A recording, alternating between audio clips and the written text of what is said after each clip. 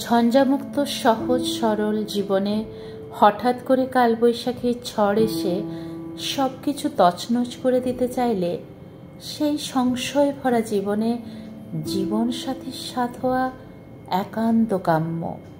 সেই ইচ্ছার কথাই এই কবিতাতে বলতে চেয়েছি। কবিতার নাম কুসুম শয্যা। কুসুম শয্যাতে আমি কাটানো বাসর, বাস্তবতার অর্থ মোর ছিল অগোচর। অলীক স্বপ্ন শুধু দেখেছে নয়ন, পাথর কঠিন মাটি ছোঁয়নি চরণ।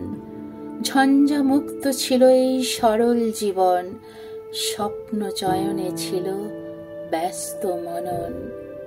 মুক্ত খেচর উড়ে আকাশে যেমন, তেমনি এমন করেছে স্বপ্নে বিচরণ।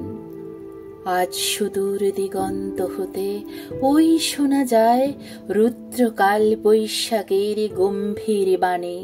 নিঠুর বিধাতা যেন লিখে চলেছেন দুঃখ ক্লেশ ভরা বাস্তব কাহিনী।